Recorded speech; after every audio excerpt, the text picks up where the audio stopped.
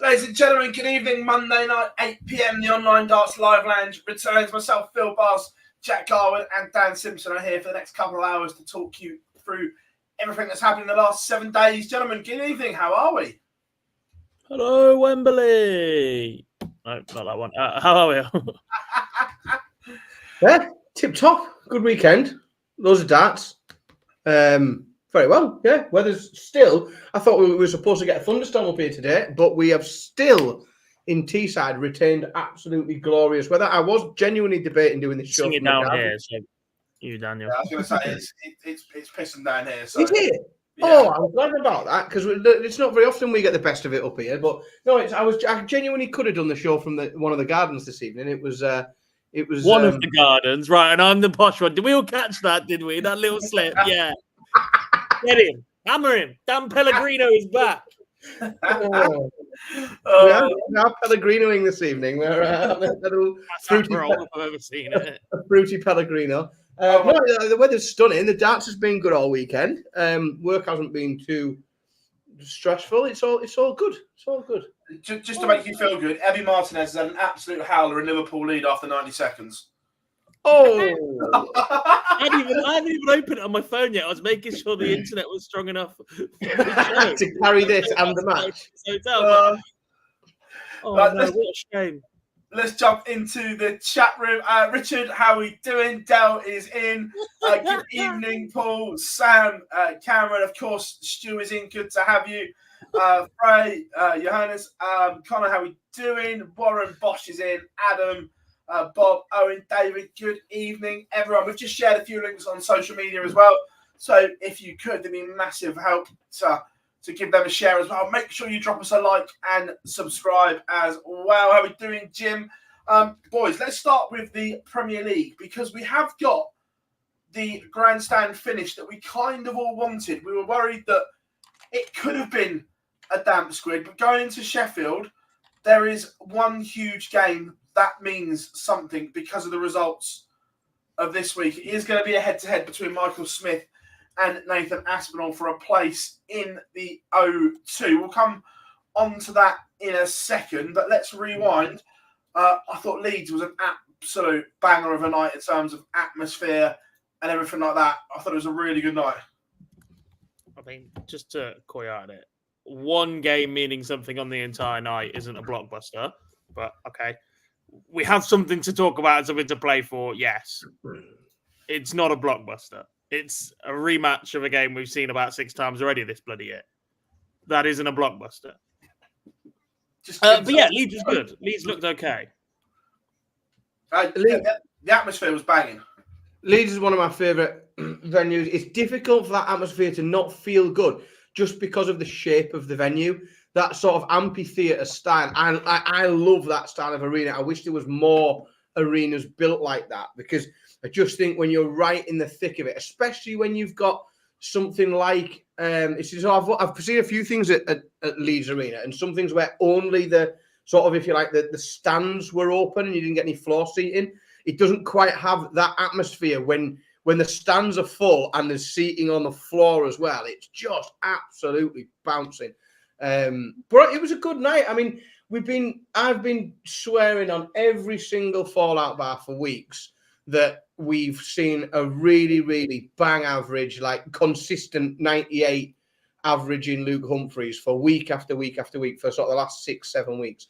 And he's too good to not all of a sudden turn up and do something monstrous. And it was only a matter of time before he started off in a quarter-final averaging 110, and this was the week where he finally turned up and showed for the first time in a little while in the Premier League how good he really is at this moment in time. Really impressive. But certainly the first couple of games from Luke were very impressive.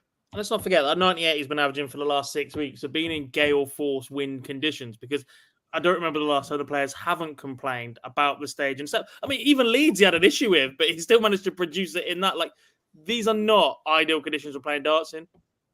And when this is the biggest travelling circus roadshow, let's show off how brilliant our sport is event out there, that ain't good enough.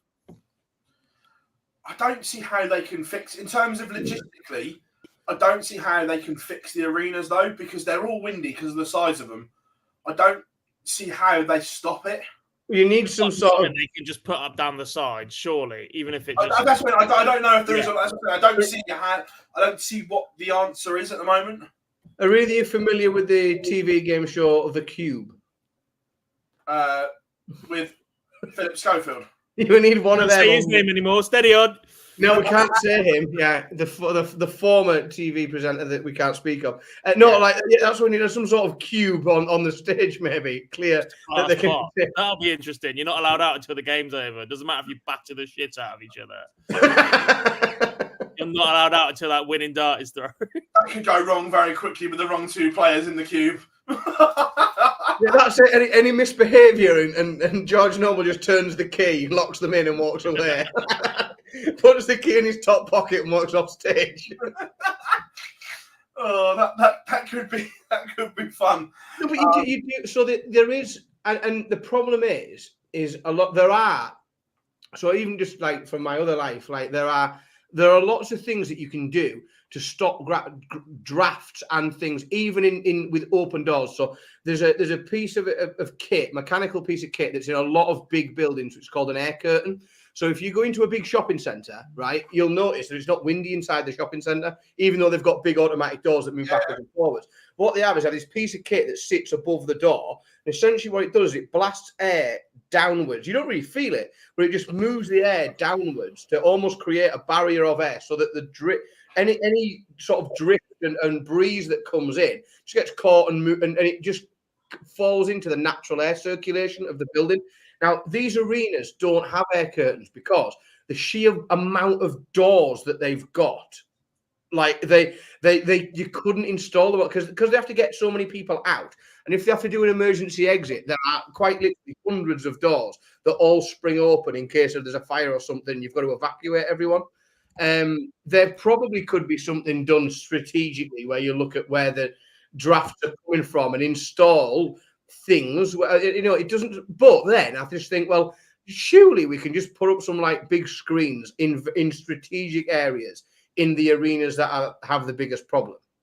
That's got to contribute to reducing it at least. Yeah, that's what I said. I said I don't know what the answer is and what they can do, but especially the Ahoy, obviously that's probably the worst one, that because of the way it's set up and where the TV trucks and that are, it's just carnage.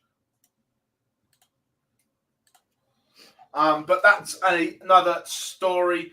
How are we doing, Daniel? Hope you are good. Dal, I can tell you the list is already out that Gary Anderson's not in Holland. That's why Dan has said that. The list is already out. I think it's on the PDPA website. May have printed it early, but Gary's not there. He is back after that though. But let's just go into these. First of all, Luke Humphries, new walk-on song, new shirt. What did you think of it all?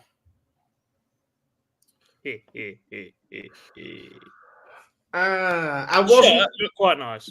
I think the shirt was a welcome change. It mixed it up nicely. He's not sold his soul like a few others have this year, but there have been a few variances at times. Look, we all know my thoughts on the fact that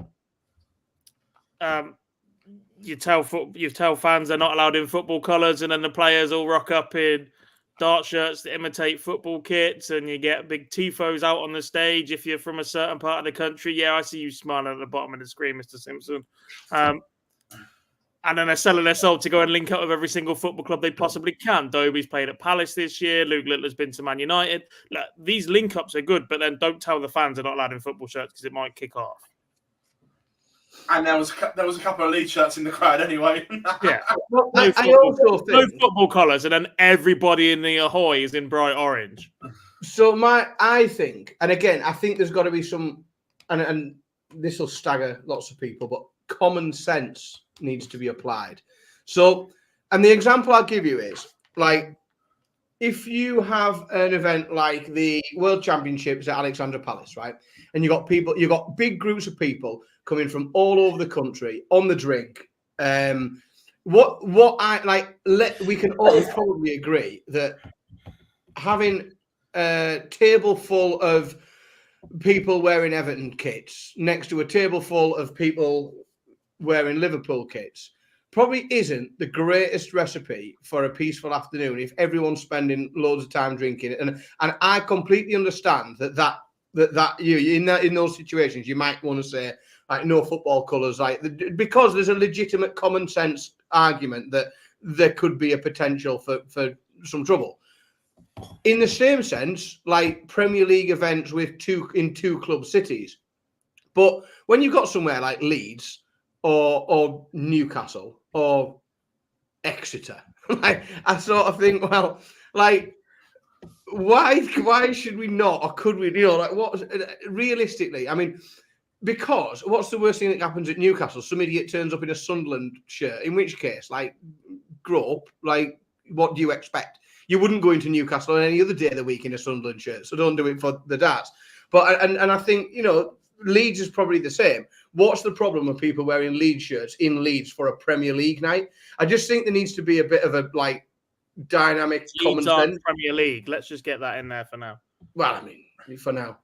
But, I just think there needs to be more of a common sense approach taken, and that you need to look at these events on a case-by-case basis. I completely understand that you don't want tables full of people with rival football shirts on in the middle of Ali Pali because it can distract from what's going on the stage. But when you've got a Premier League night in a one-club city, then I don't see the harm, really, as long as you can apply some common sense. Evening, Laura. Evening, Maisie. Watching along. Hope you are all good. The walk-on caused a lot of chatter on social media. It took Kev Painter, bless him, all of 10 seconds. I reckon he had his tweet written out, ready to go, and just press send. Well, at what point do you? So, I remember having this conversation with when Dozer first came to the PDC, and obviously couldn't use pig bag. And what do you use instead, and where do you go from there? But I understand it's a different conversation when someone is no longer an active PDC player, if that's where you want to draw the line. But he's not an active player. Like, I've watched Kevin Painter play darts this year. Like, he's an active player. He's an ex-Premier League player. My view on it is purely and simply, I was very surprised, or I would be very, I think it's disappointing if a conversation hasn't taken place first. See, I'm the other way. I don't think walk-on songs should be exclusive to players. I've got no issue if the same player uses the same walk-on song. No, but do you not think that out of a general courtesy... In the current time, if there was, say, Luke Littler, for instance, say he wanted to walk on to either Tiger, I don't see an issue with it. I don't think walk-on songs should be exclusive just to one player. They don't own it for me. Would you expect... It's part of the image and the branding, isn't it? Someone builds that up to be part of their thing. If someone walked out to White Stripes, Van Gogh would be livid because he spent the best part of 15 years at the top of the game making that part of his image. And if I'm honest, right, if I was managing a darts player who was playing Michael Van Gerwen in a semi-final at Ali Pali, that's exactly what I'd tell them to come out to. I'd immediately say, "Oh, don't tell anyone, but you're going to come out to White Stripes and watch his face. That'll throw him off a bit. He'll be and the crowd will still be singing "Oh, Michael Van Gerwen" along to it, so you're behind anyway because you're giving your opponent the impetus, and then the song gets played twice. I think that there is probably a small amount of etiquette in that somebody should potentially have picked the phone up to Kevin, and even if that phone call was to tell him it's happening, not ask his permission, but to tell him it's happening, I think it's a bit shit if he finds out watching it on the telly. But you might be right, Phil. It could just be that it's a sign of the times, it's a sign of things to come. But I just think once you blow the doors off and you remove that, it's open house. How long is it until somebody comes out to "I've got the power"? Yeah. How long is it till someone does that? How long is it till Littler makes a final and someone says, "Well, he's playing Van Gerwen in the final. Come out to that," and we start to and it becomes the WWE, doesn't it? Yeah. It's interesting. I actually think that I Predict a Riot works better than Katie by the Ocean. I'm not denying that, but it works partly as a bit of walk-on better than that because Painter used it for the best part of 10 years and it built up to be a bit of a walk-on, and it's got that resonance with darts fans. I get why he used it in Leeds. What I was then very, very surprised was that it was a permanent change, not just a Premier League, get the locals going, and it stayed on the Euro Tour this weekend. I thought the change come in was a one-off, let's use it in Leeds. I didn't expect to see originally it. that was the plan, but obviously it's now changed, and that's the permanent Luke Humphries. It by the Ocean was crap, though. It was, but I still feel like he's the world number one, world champion. He's getting a lot of stick, unrightly, for his image and not being entertaining enough. And then instead of going for something original and trying to build it into his own, it's just nicked someone else's.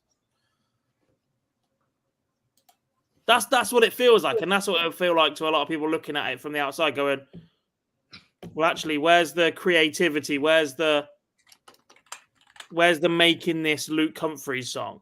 Because there's always going to be people that associate that song with Kevin Painter in this sport. The fact we're sat here talking about it now.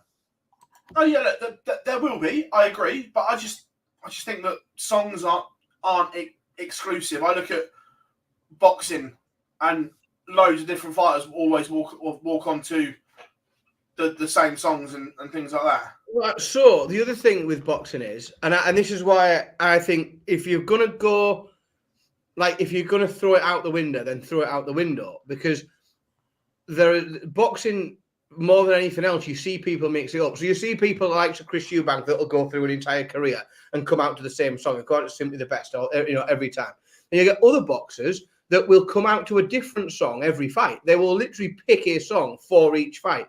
And I've got no problem whatsoever if a darts player wants to have almost like a general walk-on song they use, but then pick different ones for different events, or use different ones at different stages of events, play something different in the final. So, like, I think if you're going to throw the shackles off, then have them off.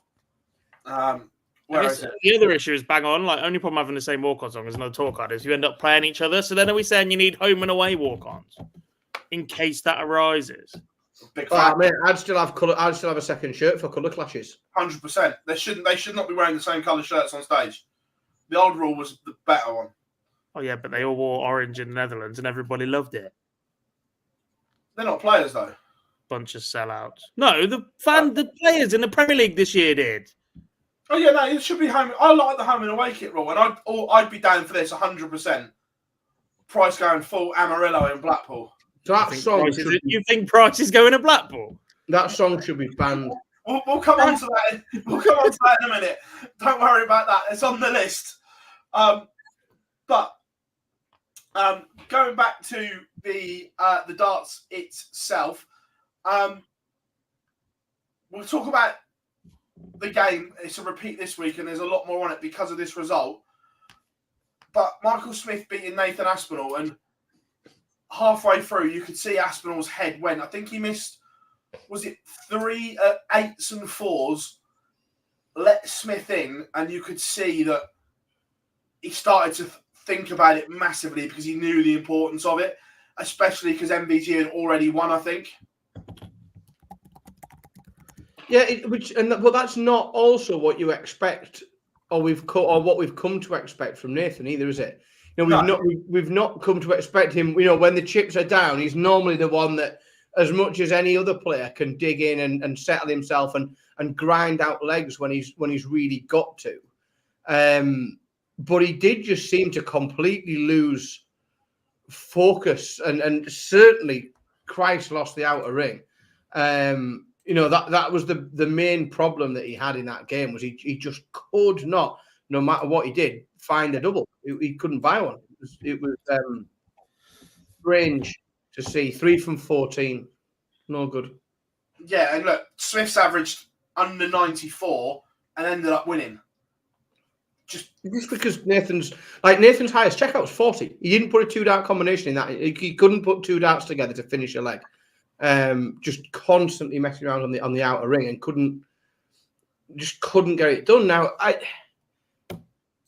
do think it's really interesting, and I know a lot of people aren't a fan of the format. I genuinely find it quite interesting that they've played each other last week, the game's gone or Michael Smith sort of won by accident because he hasn't outperformed Nathan, other than that he hit his doubles at a more sort of really, sort of, if you like, because he's not done exceptionally well on the doubles. He's just sort of played average and done okay. But Nathan's just given him the opportunities that he shouldn't have.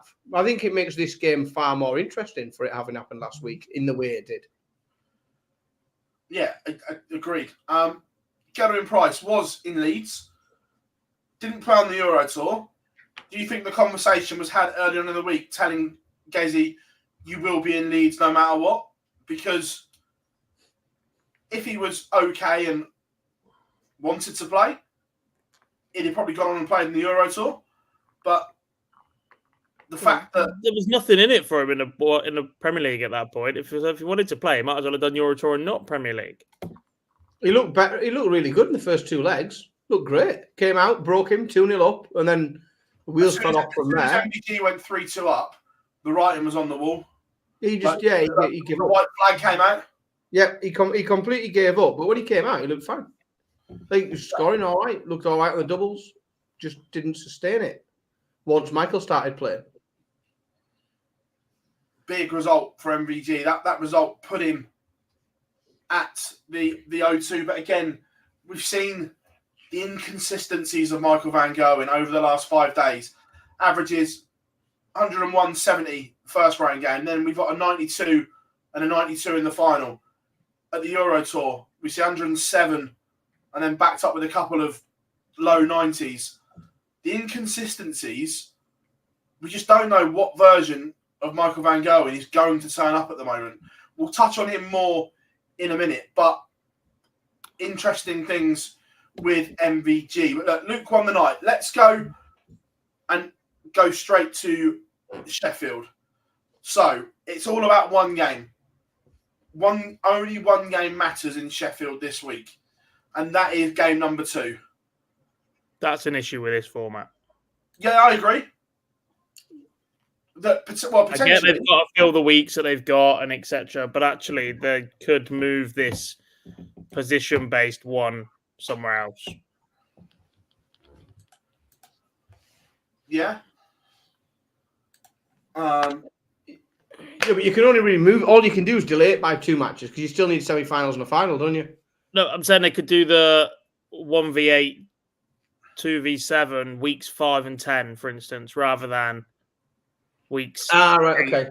Yeah. That bit, I get that they do it at this point because that's the halfway point, and then the end point, and then you've played all 7 fixtures and it builds up. But the fact that this game, this week, just becomes about one game, or look, in the past you've had it about being 2, they have to go on and win the game afterwards as well. But just simply, the whole concept of this is there's a nightly winner, and the nightly winner really doesn't mean shit.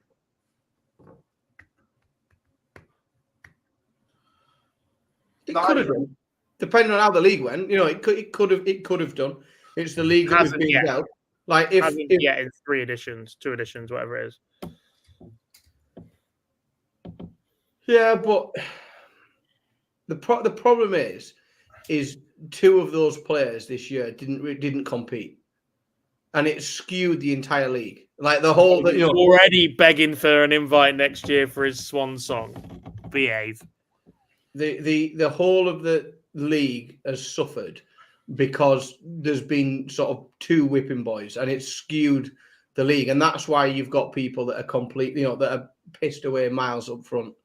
And there's very little to play for at the end, and that's why they have to play each other, because otherwise it'd be a disaster. Because otherwise, one of it's far more exciting than playing each other than one of them's playing Peter Wright and the other one's playing Luke Littler. Yeah. Well, you think 24 points is always the benchmark. This year, it's going to be at least 26, if not 27.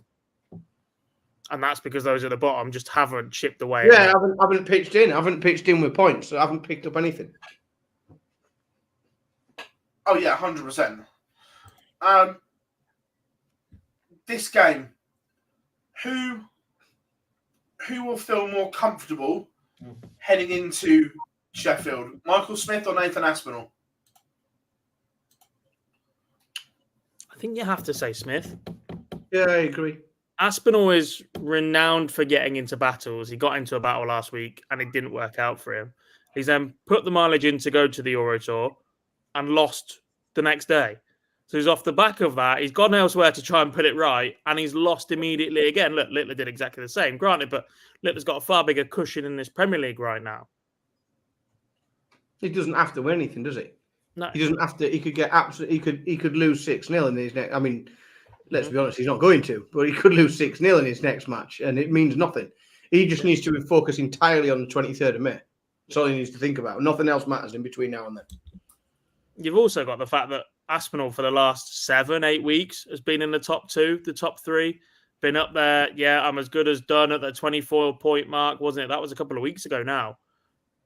Oh, that's not the case. So he's not oversettled because he still competed and battled, but it's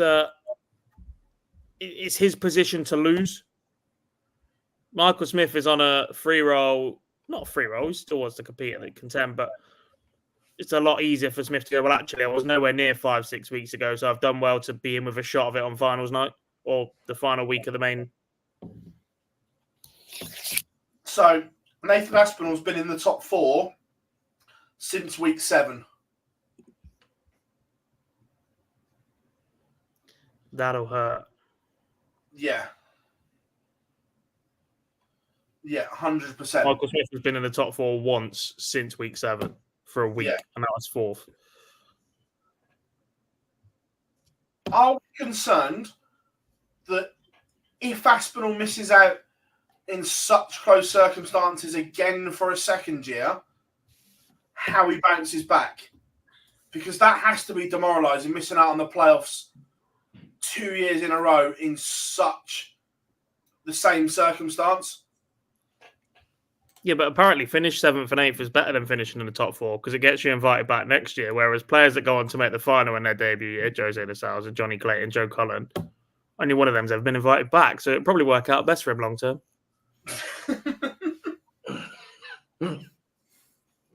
See,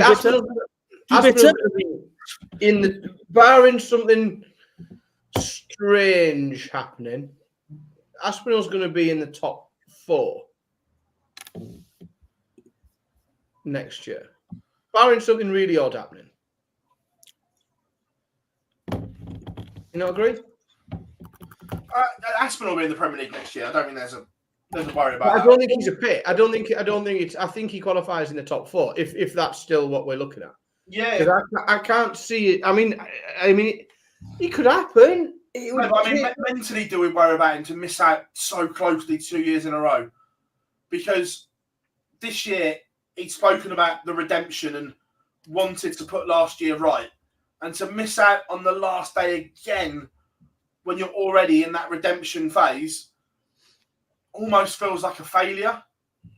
Do you know what I mean? It's up to him to answer, isn't it? Yeah, I think it's a tough one, that, because it's more about what he realistically, what his realistic expectations are on what he hopes to achieve. Like in reality, he's not playing better darts this year than either of the 2 Lukes, and hasn't been anywhere near either of them since he won the match play. So he's playing for 2 places among and he's probably going to come 1 away. It's not a disaster, is it? It's not a failure. Yes, he's come close, but I think there needs to be a bit of a realism there. Yeah, well, definitely. I think this time last year when he was finishing 5th, he couldn't get rid of the dart. He's re-gripping all over the gaff. There was concerns about his career, not just his Premier League campaign. Yeah, look, it's gonna be interesting this week. Evening, Anthony. Hope you are good, mate. Right, so let's have a look. Let's go into Sheffield. First of all, Littler against Wright. I don't think there's a doubt, is there, in this one? It's just a case of by how many. 6-1. There is still a weariness that something goes wrong or that he manages to pick up the right set of darts for a few legs, but I'm going to go 6-3. 6-2. Hang on, I need to write these down. Yeah. By the way, Phil, you have been banned from the competition. I need to send you last week's. I've got them typed up because I typed them on the show. Exactly. Yours is just 1 week, Dan. Phil hasn't. I went through, watched every bloody show, told him from this point on he's got to send it. He sat here every week and he still doesn't send them in. So he's not included in the prediction competition anymore. I'm pretty sure it's between like 4 of us. Right. So I haven't put the last 2 weeks worth of results in, but it was me, you, Boyce, and I want to say one other that were close. Where's it gone? So after week 12, I was on 55. But yeah, I've not done it for a few weeks. Boyce was on 56. Who's that on 54? Harry's on 54, and there's a couple of you on 49. You're on 49, Jar's on 48. But I haven't done 50 weeks worth yet, so the last weeks I put in. I put 13 in, but I didn't put it into the table. Yes.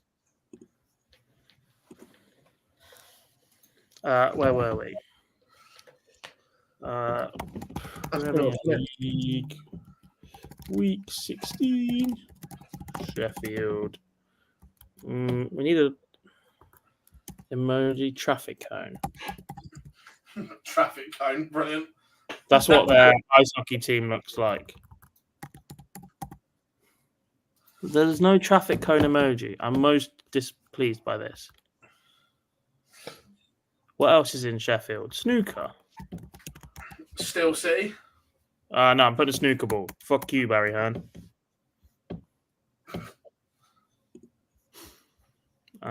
Game 1, Littler 6. I went 6-3, didn't I? Yeah. Right. There we go. Next. The big one. Aspinall against Smith.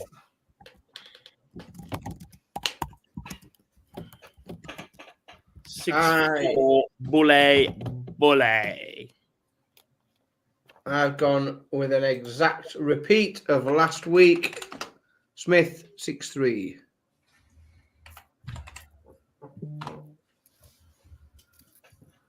Aspinall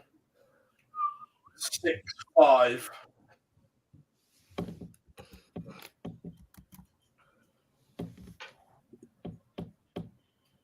I think. I can make a case for both players. Humphries against Price. So I picked this on the Fallout. So I did mine on the Fallout the other night, and this is going to be the first bagel served in this year's Premier League on the final proper night of action, and it will be 6-0 to Luke Humphries. 6-3 Hump for me. 6-3 Humphries for me as well. And then MVG against Roberto Cross.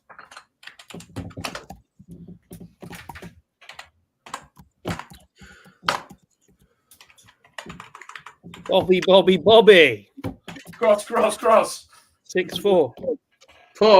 I wish I could show you my screen because I've just typed it. Cross 6-4.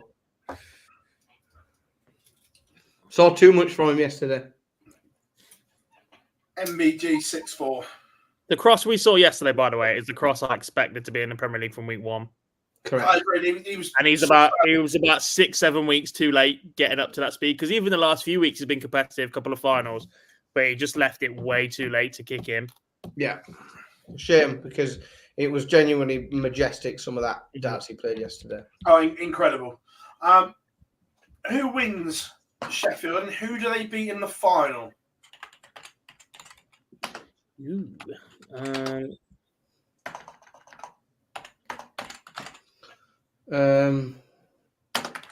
Luke Humphries beats Michael Smith.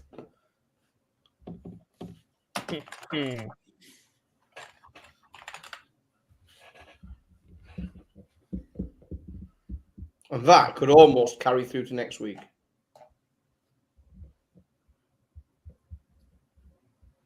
Yeah, that would be the match, wouldn't it? Potentially. Mm-hmm. Well, if Smith makes the final, it is. No, it wouldn't. No. How far up is... No, wouldn't be. Littler would be one, wouldn't he? Ooh,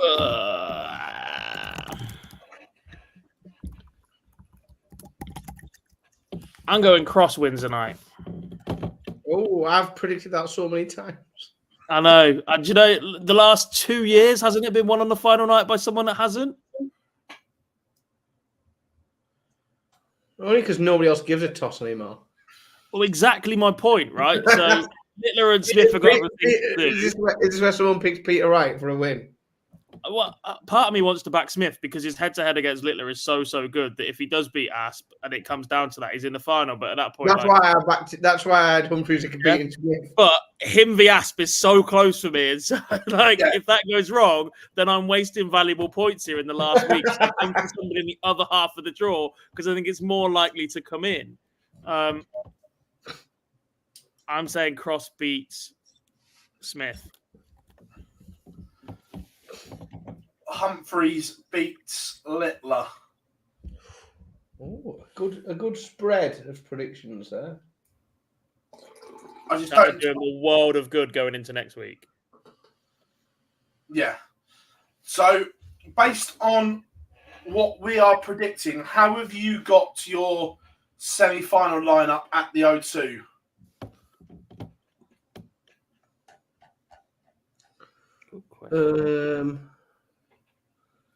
I've got MVG getting B. Mine works out Littler against Aspinall, Humphries against MVG. 7. Well, it depends on legs 1. No, Mine. it's Knight's one, isn't it, to start Yeah, with? Knight's one. Is it Knight's 1? Yeah. Right, in which Van case, Gerwen stays third. right, so yeah, Van Gerwen would stay 3rd. So that means I've got Littler against Smith and Humphries against MVG. Yep, same. The only way that doesn't happen is if Cross beats MVG, but Smith wins the night. Yeah. Yeah. Afterwards, we're going to play the clip from last week. Really good interview from... Why is that not showing there and on that one? 2 seconds. One job.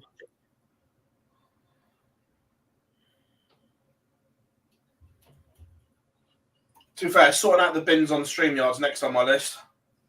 Yep.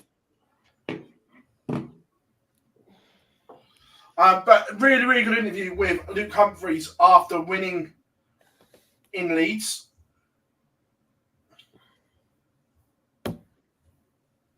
And we'll play the clip now. We'll discuss in a minute. Yeah, but I must be honest with you, the breeze along the stage in the last 3 out of 4 weeks has been horrific for us. You know, Rotterdam, everyone knows, is awful. It's really tough. Last week was probably worse.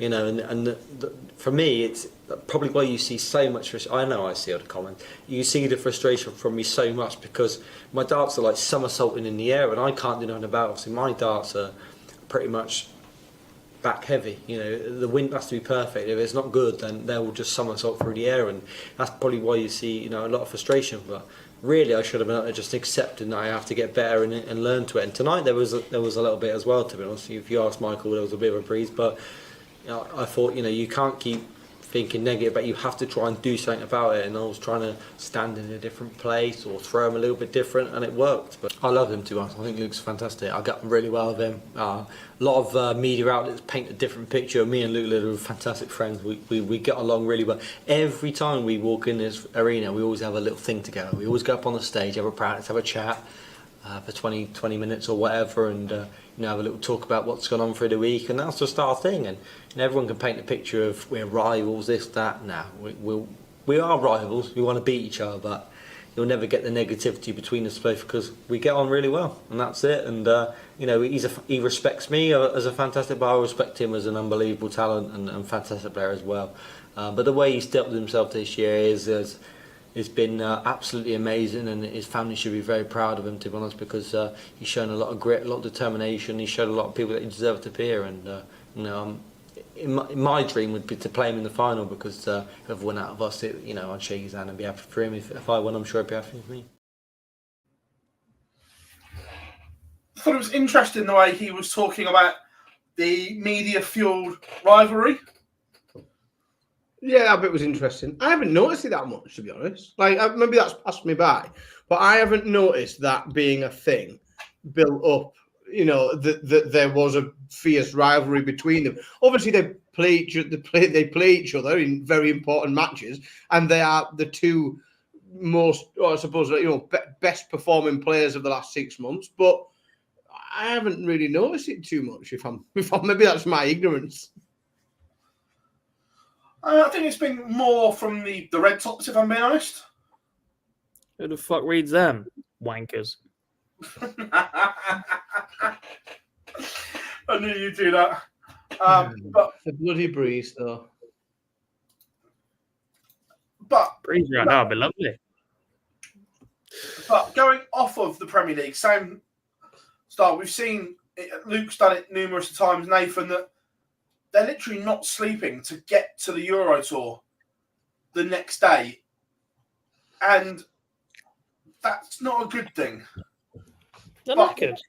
Oh, yeah, 100%. It's all right, because they can pick their schedule and nobody's forcing them to play in these events that have a knock-on effect of playing in other events and costing them thousands and thousands of pounds. But I get that. But there's no way of scheduling this so there's not chaos. I don't buy it. I just think you manage. They are all free to manage their schedule, and if they don't want to have that, excuse me, that pressure of finishing, having to get a train or a plane and travel around and not have loads of sleep and then go and play the next day, then they don't have to do so. We have to remember that this is only affecting the very, very, very richest players. It's not affecting anyone who's having to go without sleep because they were on a night shift at work on the Thursday and then they've got to travel the Friday to play a pro tour on the Saturday. It's not affecting people on night shifts on minimum wage who also have a tour card, because they are those people as well. It's affecting the very, very richest people who can make a choice as to whether or not they want to go and earn that Euro Tour money, in which case, you might have to go through it a bit and stay up late and go without a bit of sleep, or pick up some sleep on the sofa, or, in order to go and earn that money. Or you can choose, like happens in an awful lot of sports where a tour card format is the thing, that you are going to target strategically the big events, because that's what wins you your big ranking money.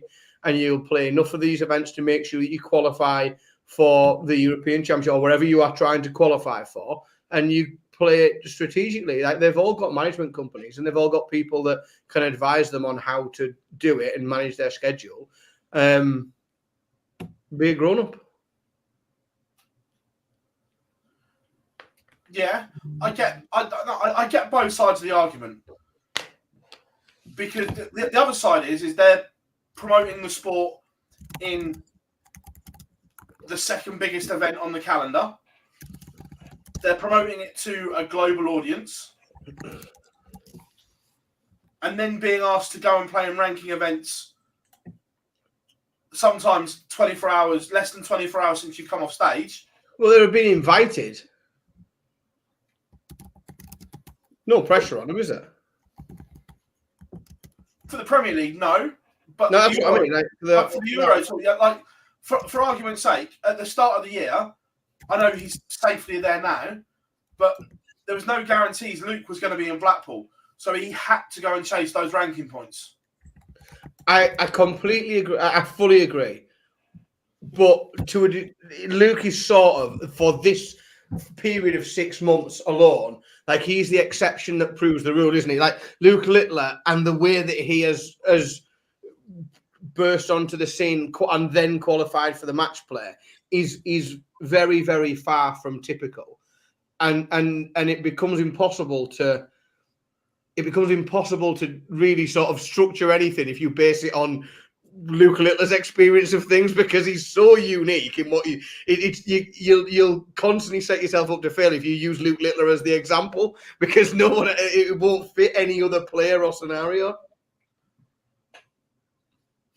And he has been up against it, but I also maintain, like, I'm a massive fan of Luke, as everybody knows. Luke did not have to go all guns blazing to qualify for the match play this year. He's 17 years old. He's got a very, very long career, we all hope, ahead of him. Like, if that was too much for him and a decision was taken to go with the Premier League and do that, then there could have been a conversation where we said, we won't target the match play, but we will target this and this and this competition. Like, there could have been that conversation. He doesn't have to go for it. He has, and he's done an exceptional job of doing it. But I just think there's some responsibility on the players and their management in order to manage a busy season there is no season. It's ongoing, isn't it, realistically? So a busy calendar. That's part of the issue, is there's no off-season now like there used to be. There always used to be. After the Worlds, you wouldn't see the top players until the Masters. They'd have 3-4 weeks after the World Championships where they could just literally disappear and do nothing. Yeah. Now they disappear and play darts in front of 12 people in Dubai. Bahrain. Close enough. Do you know what? When they were all enjoying the luxury of Bahrain with their families, it looked awful, didn't it? Like, I remember looking at them thinking, "Oh, you God, imagine having to do that. It must be a week after Christmas, so no cooking, no tidying up. Get rid of all the family visitors that are looking for handouts."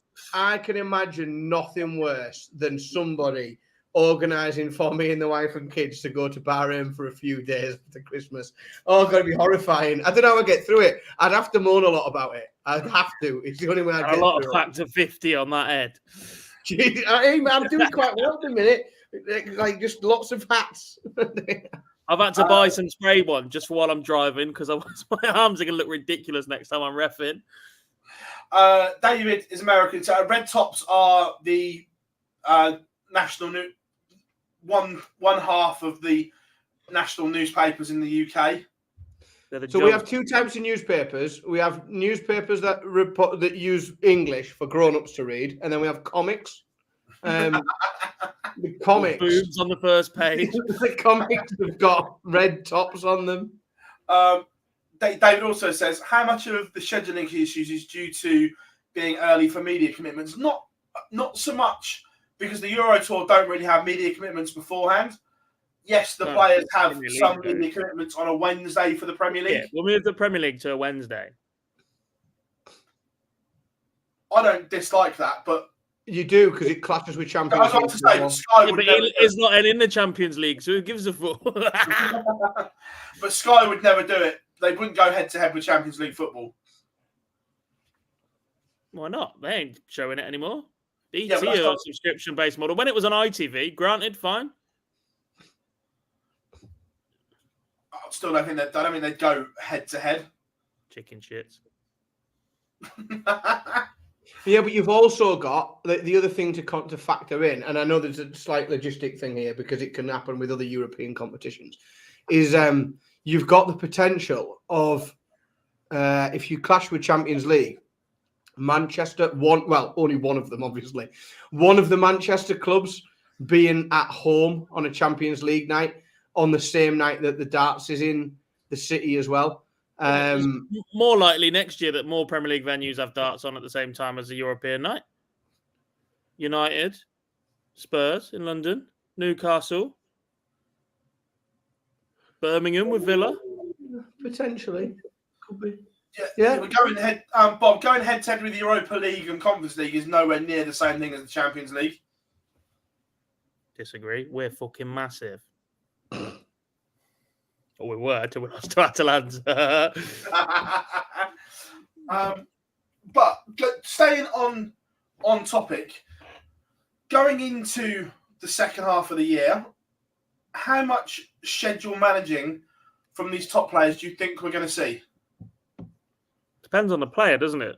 Some like it, some don't like it. Like Peter Wright is one that will go and play in absolutely everything. Van Gerwen has been quite clever over the last couple of years, I think. Aspinall will be incredibly wary of schedule management after missing out on the Players' Championship finals last year. Luke, worried about burnout, but is keen to play in whatever he can. I think Humphries will manage it pretty well, but is also, as we've spoken about the World Series events, is feeling the pressure of being world number one and world champion and the commitment that comes with that. I think we're going to see a mixture from all of them, to be honest. It depends what suits their needs at that point. Notice I didn't mention Gerwen Price there because his entire life is schedule management right now.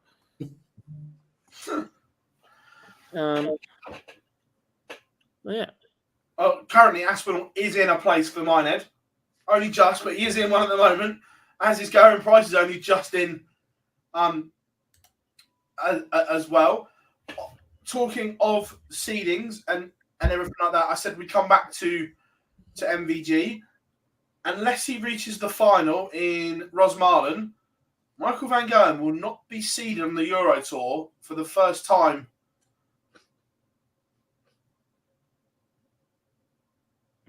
Felt like there was more there, but you didn't work out when the first time was from. Yeah, I was. I was waiting for you boys to come in. Big, but is it unexpected right now?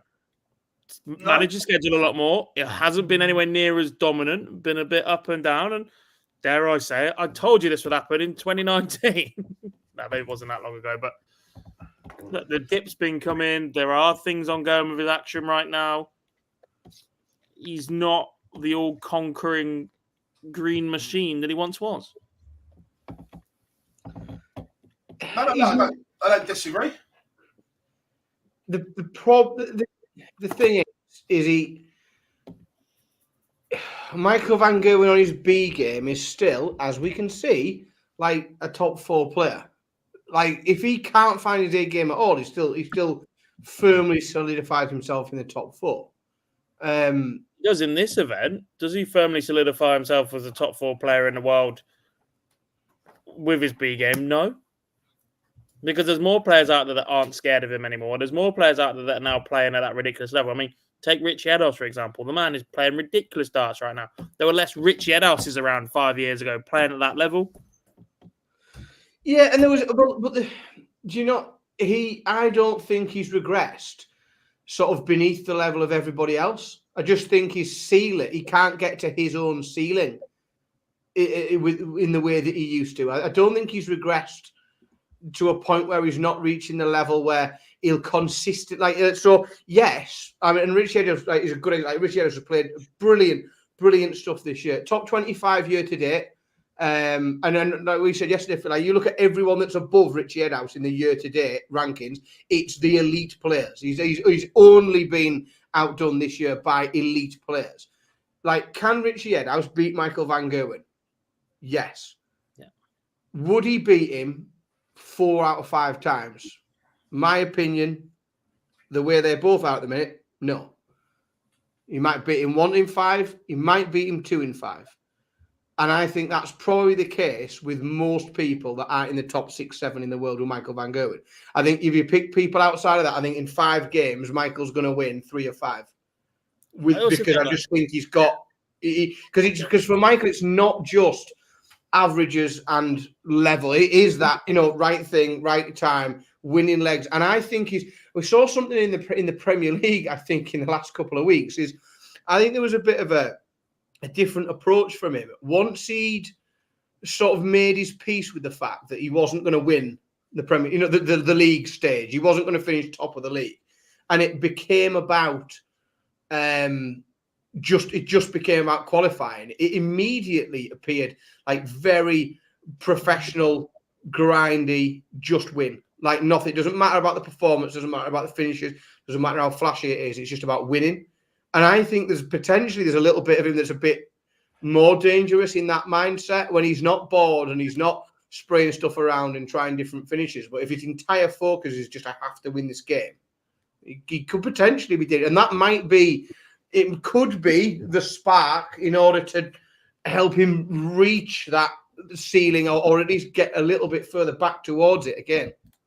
It could be. But then I also look at it compared to when he was at his peak, 2016, 2017, and there's so many more opportunities for players to get a crack at him now. I spoke to Lendl earlier. I've been compiling some head-to-head stats because I wanted to talk about the Premier League format as a whole. But actually, Van Gerwen, at this point in the season, has played 78 matches. At this point in 2016, he played 41.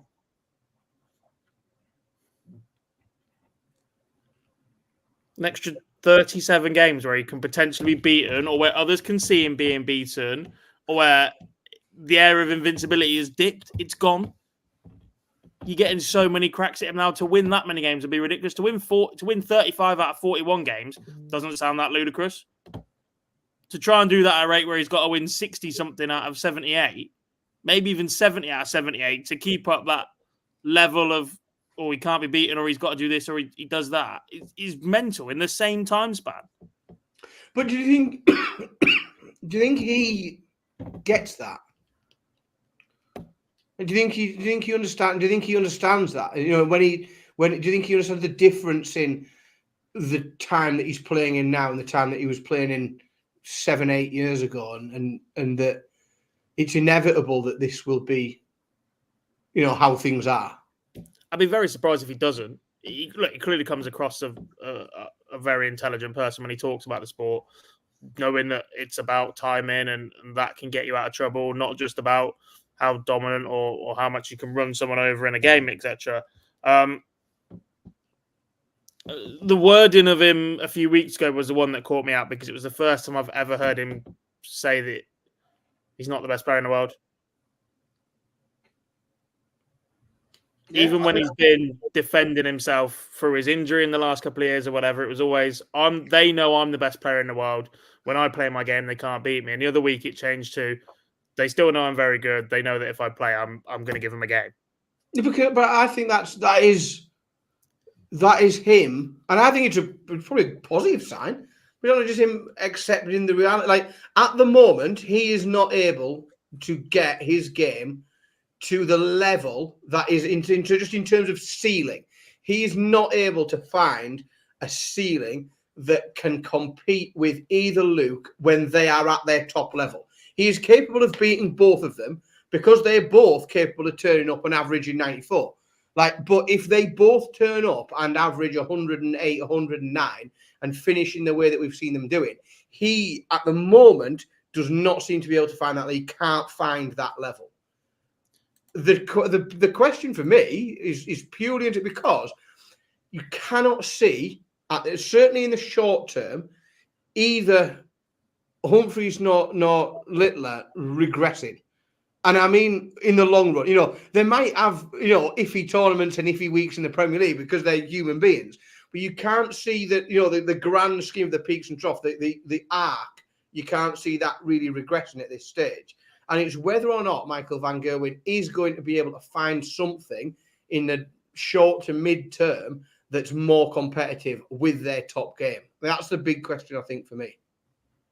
My concern for that one line, just going back to where we were, is that because he's never said that before, part of his game in the last couple of years has been his reputation can still win him a game. Phil Taylor, towards the back end of his career, wasn't quite the player that Phil Taylor was perhaps 5 years before that, but his name and his reputation still won him an awful lot of games. The pressure of knowing you're going up to beat Phil Taylor with a match start means you missed that match start, rather than, well, I'm going up to beat Terry Jenkins in his 10th ranking final. He's not won any of them. Do you not, like, that's the harsh comparison on Terry, but he's the first player from that similar era. Like, Van Gerwen's change in language will have been a symbol to everybody else that he isn't feeling it the way that he used to.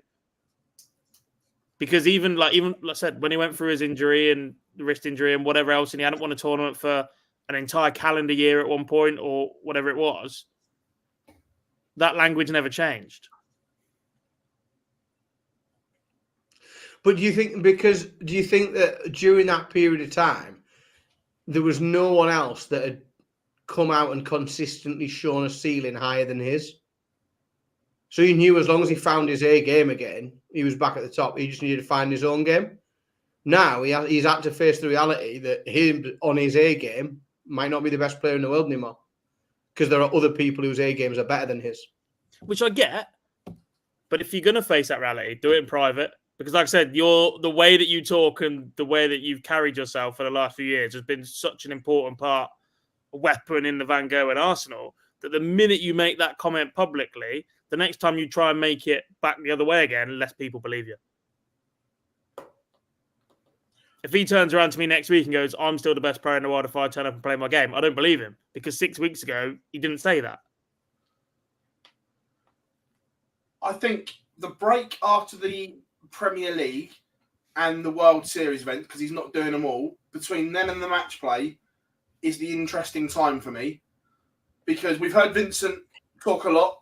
I know it's translated from Beer Play, but they're aware of some of the technical issues that are going on, and they are working on them to address them.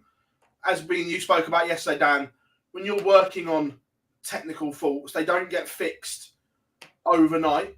And when you're constantly in the eye of the storm of this Premier League campaign. So I'm interested to see from mid-June till we see him at the match play, because I think they can do a lot of work in that period of time away from the cameras. Is he playing the World Cup? At the moment, he's down to. I haven't heard anything to say that he's not. But the worry with work behind the cameras is that that's not match sharpness, and that's what he lacked before.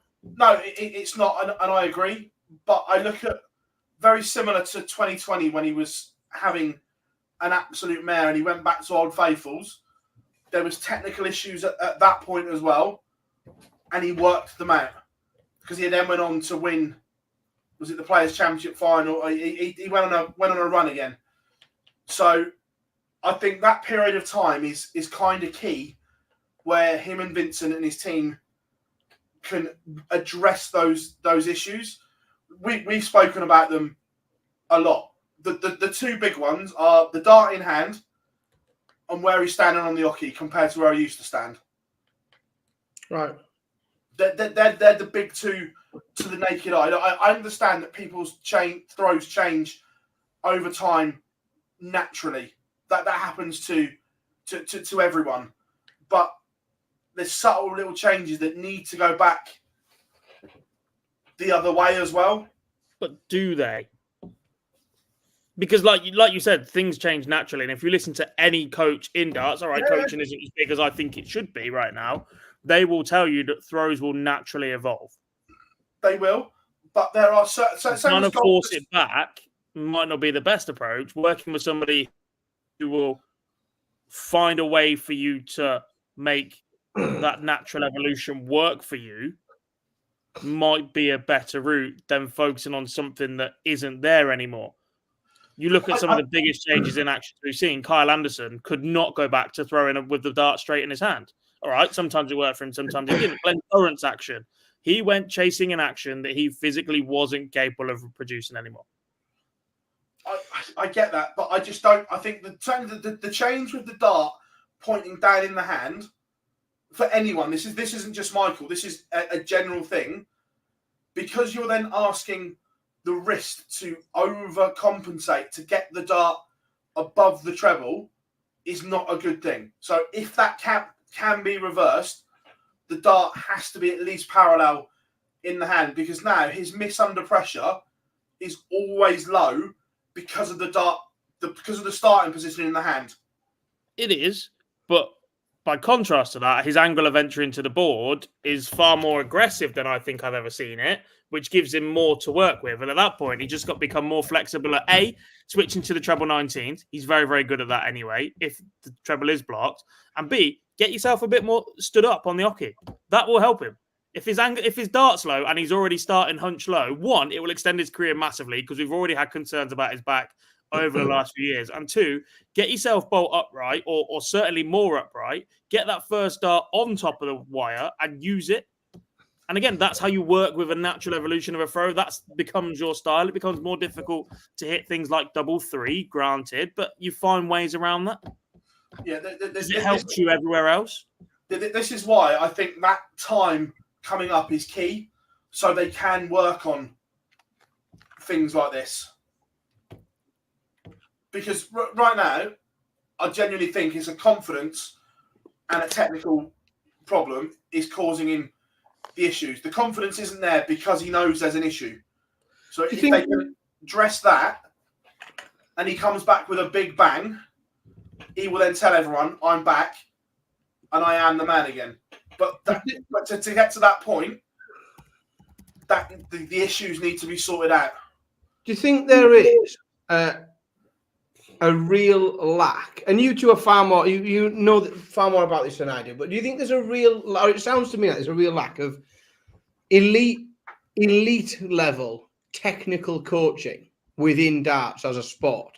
Like, and I appreciate, you know, like when we talk about Michael, he's working on his throne, he's working with Vincent, and you sort of think, you know, like if you had a professional of another sport who had a real technical issue, yet the answer was, well, he's got his mate, and him and his mate are trying to like figure out the problem and figure out. You saw that it does, you know, just that narrative to me points out that there is a real lack of elite level technical coaching. I know there is coaching available in darts.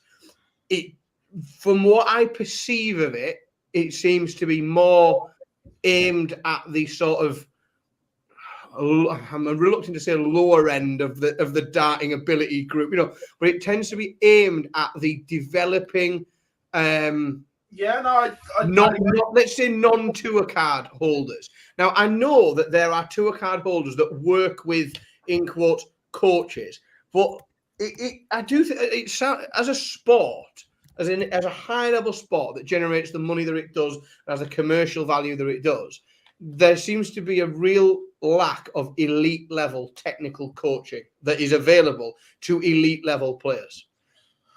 Yeah, I agree. And I also think as well, though, the elite players don't want to embrace it as well. They don't want to be told what they're doing wrong as well. Well, is there a fear with that? Because let's take Devon Peterson, for example. I spent a lot of time with him last week. Obviously, I've seen him on the hockey, but I also spent some time with him at the house here in Portsmouth. So I saw his practice game and we had conversations about his action and how the length of his backswing might be affected and all those technical things. And honestly, Devon knows his action inside and out completely. He knows the minute details that he's chasing, etc. But is Devon's case a warning sign to people about coaching? Because it was very, very widely reported that Devon was having coaching with Wayne Mardle when he was arguably the best player in the world. Now, admittedly, an injury's caused the downfall in Devon. And chasing that level, playing through an injury. But do people take a look at that and go, well, it worked for 3 weeks and then he lost his tour card 2 years later? Possibly. Same with, I was watching Stephen Hendry earlier and he's talking to Jimmy Bullard about coaching and whatever. And he goes, my career started a downturn. I worked with 3 different coaches. And if I'm being honest, I think they all ruined me. He goes, what do you mean? Well, goes, one of them wants you to lengthen your backswing. One of them wants you to shorten it. They've all got different ideas or put their own different standpoints on there. I had a technical issue anyway with a bit of the yips at the back end of my backswing he's going, but actually I'd have been better off without a coach, full stop. Do you think that's a cultural thing though? Because it's not, because if you take, and I'm just plucking sports, you know, like if you take cricket, for example, right? So you'll have cricketers at an elite level. So elite cricketers, you know, central contract England cricketers will receive batting and bowling coaching and are very, very open to that coaching. But culturally, that's because from the age of 6, 7 years old, when they first went to a cricket club, they've been receiving technical coaching, and they sort of understand it as you know, they've learned to value it because it's got them to the place that they are now. I think a lot of the elite dart players, they've not got their perception is they haven't got to where they are because of coaches. They haven't been, you know, they've got to where they are because of them, because they've done this and learned this skill and practiced it and made changes and adjusted things and tinkered with their equipment and everything. And therefore, I think there's an instinct lack of trust or they've never put their faith in anyone previously and sort of took that all on board and gone with it. But I also think it's a bit like that. Whilst they do seem to be, there are coaches in darts. I'm not aware of many, probably less than a handful of people who are where that is what they do.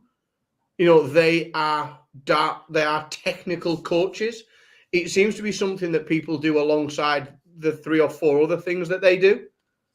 Whether that, and then I sort of think, well, are you then a specialist? Well, why haven't you specialized in that? And why do you need to do all these other things? If you are the best person at that and that's what you do, why do you need to do 5 or 6 other jobs at the same time? And I just think there aren't people who have made that and owned that as a professional.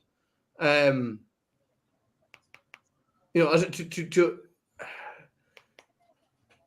think it lacks.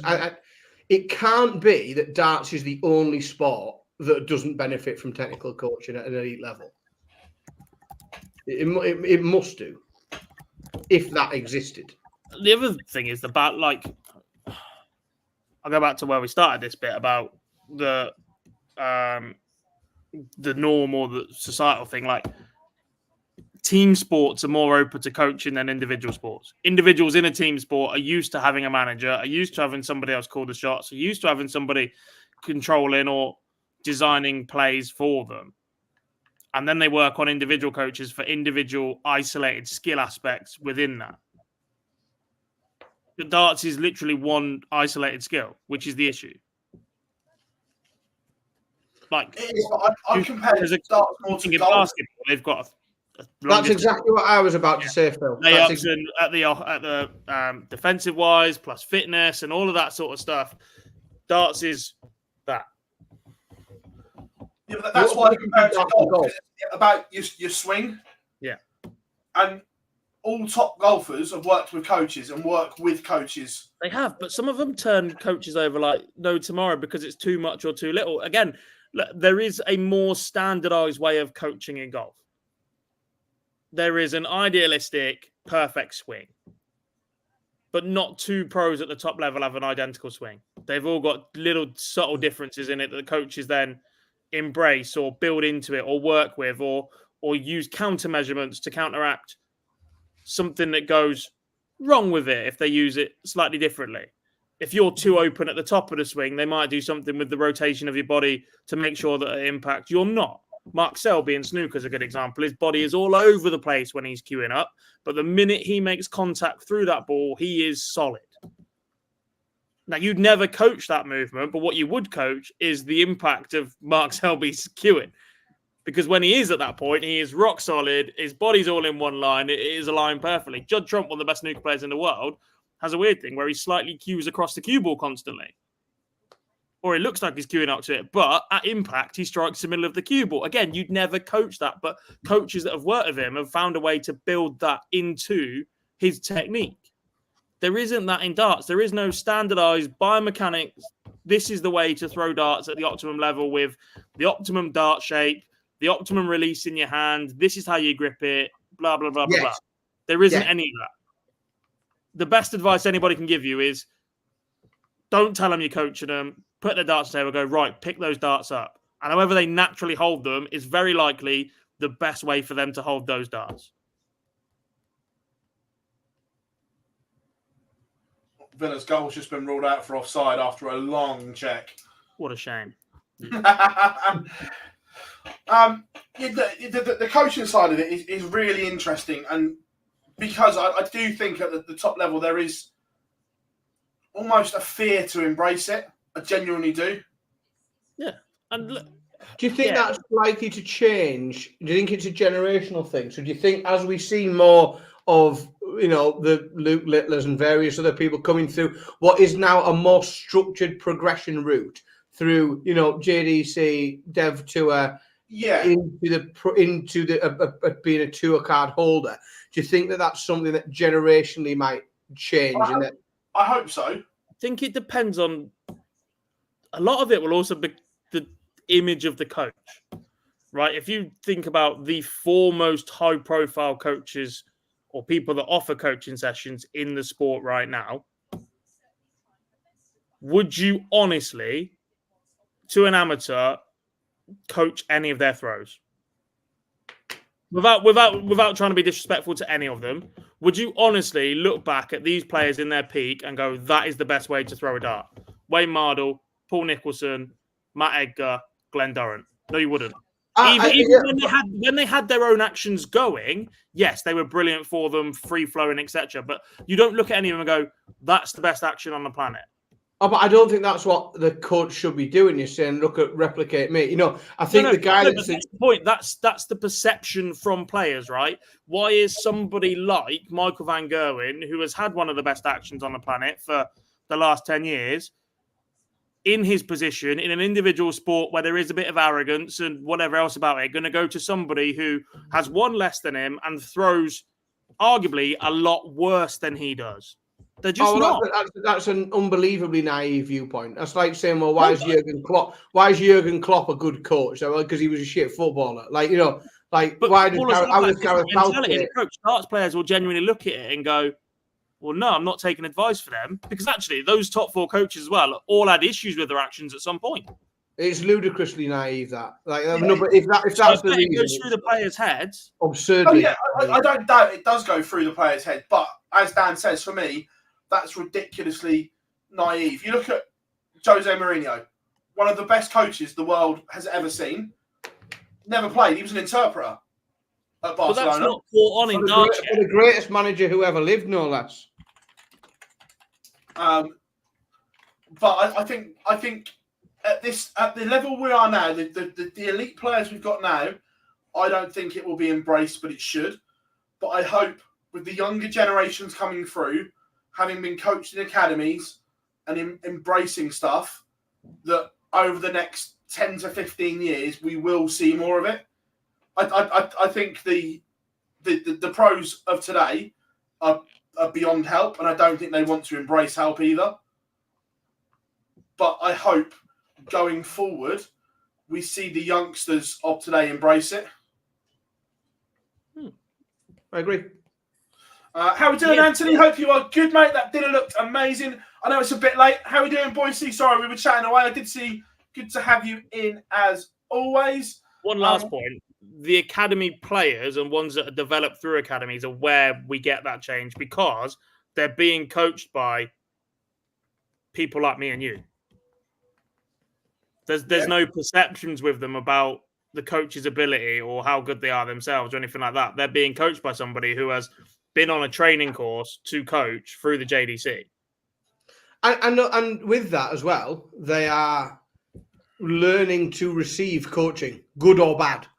And once you learn to receive coaching, like elite level, if you become an elite level sportsman, like the snooker players, they know which bits to take and which bits to put in the bin. And it might be that they work with a coach for 3 weeks, and because it is, and it's, you know, let's not go all Dave Brailsford on everybody, but like it's marginal gains, isn't it? Like if you're Stephen Hendry working with a coach, you are looking to gain 1%. Like if you are Mark Selby working with a coach, you're looking to gain 1%. That coach might tell you 100 things. You can put 99 of them in the bin. The key is finding that one thing that you can say, yes, let's have that. I'll put that in, and that's the 1%.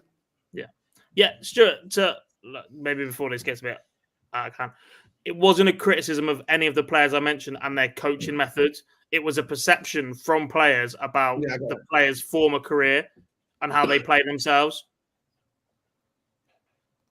And how in an individual sport, that will be looked down on by players who think or believe they're better than that. Yeah, no, I agree. And like I say, I think I saw, I'm not going to name the player because I don't know if it's common knowledge, but one of the coaches that we've spoken about worked with a tour card or a former tour card player for around 3 months, 2 years ago, and actively put over 10 points on their seasonal average. The player then thought they knew best, decided not to use the coach anymore, regressed, and ended up losing their tour card. So, and I'm not talking about Devon here, by the way, because obviously you think there's another one that the stats were there. having worked with one of those coaches for, I think it was a 3-month period, actively saw a massive. That's why. So the thing with darts is a lot of the outcome. So a lot of coaching. It's very, very difficult to measure outcome in sport because there's so many other contributing factors. Like football, you can't measure how good any particular coach is. So you get a goalkeeping coach in football, and you can say, well, he's has he been effective or not? Well, it depends. If the defense is complete shit, then it's really difficult to quantify it and measure outcome. In darts, darts is fucking brilliant for measuring outcome because it's numbers. Like Lendl's just popped up there in that like it's statistics and numbers, and that is your measurement of outcome. If you can change one subtle thing, and as long as you can replicate it, and you can do it 1,000 times, you can literally measure and find out if that makes you better or worse at darts. Like it's one of the few sports that you can have a really, really effective measurement of outcome when you make a change. And you can then revisit it, and you can go back, and you can go between. You can get all of the statistics that back you up. In which case, I think it's a fascinating sport for potential coaches to move into because of that ability to measure outcome. Yeah, Rob, it wasn't Connor. Peter says, "Good evening, gents. Phil, do you believe that MVG is actually where it is because of his darts?" It's nothing to do with the darts because I'm lucky you boys have seen the picture as well. We've got a picture of Old Faithfuls right next to his new darts, and it's spot the difference. So it's not the darts. We're going to move on to this subject as it's there in the chat room from Jonathan as well. Seemingly, Kim Huybrechts almost certain to miss the World Cup due to what looks like quite a serious injury sustained at a football game when he was beaten up. Well, look, obviously, we're just taking the news from the Belgian news and having it translated, but broken collarbone and shoulder is not a good outcome, and it's 3 to 6 months recovery that's being reported. It's a grim injury, that. I thought he'd posted somewhere he'd be back within 4 weeks. I hadn't seen that. I was going off what I thought Kim had posted that. He said he'd be back within 4 weeks. I've then spent time with Scott Mitchell, who the injury is reported as a double fracture in the collarbone. And he's saying he's got speedway riders that are out considerably longer than that in oxygen tanks, except on oxygen tents. So, yeah, I can't see how it's a 4 week. Kim said 4. Yeah, Lendl said. Kim said 4. Talking of translations, though, some of the posts were. It was first seen on Ronnie Huybrechts' Facebook. That was an interesting translation by Facebook. It got even more interesting if you put it into Google. That then changed the last one significantly. Yeah. Again, that is the issue, though, because if he is back within 4 weeks, that might be 4 weeks to be back within. He can lift a dart. He can throw a dart. It's then 3-4 weeks to get match sharp and whatever else. And he has such an incredibly aggressive throw. Well, do we see any scenario where it's not Mike Tedeka instead of Kim Huybrechts for the World Cup? Anyway. Well, I was about to ask this same question here. That if Kim says he's fit, then surely the decision is out of anyone's hands apart from his. I would agree with that. But that's a massive gamble. Say he goes into look, I'm just surmising here, I'm playing devil's advocate.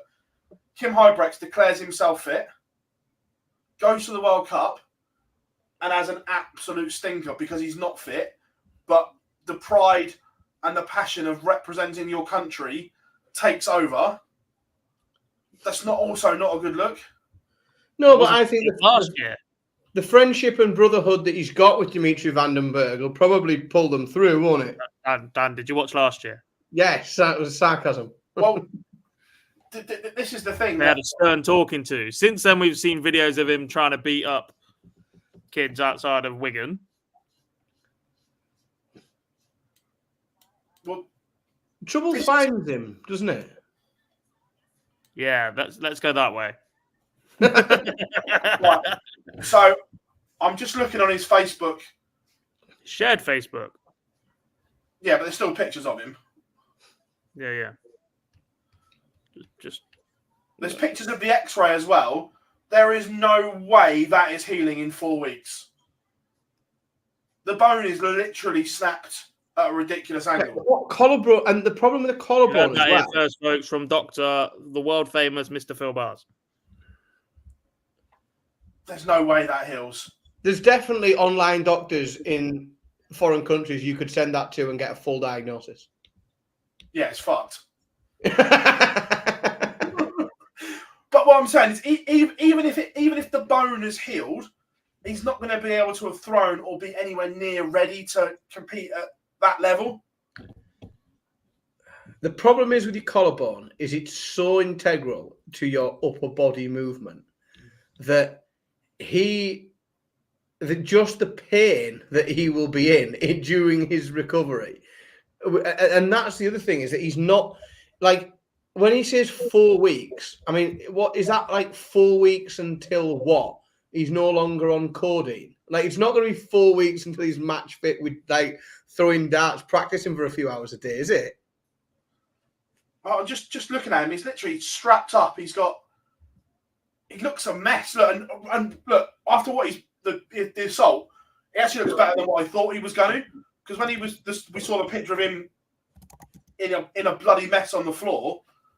The fact he is up and around, yes, he is obviously. Shoulders and collarbone indicate to me that people have stuck the boot in on him.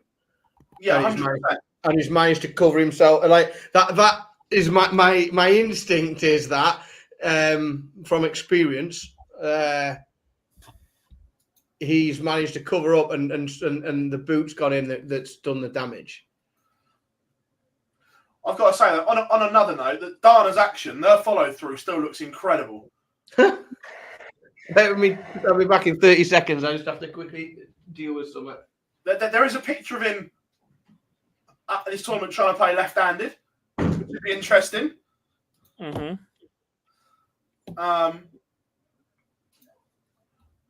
But going back to the original point, when do you think the PDC will get involved in this decision, or do you think it will be completely on Kim Huybrechts?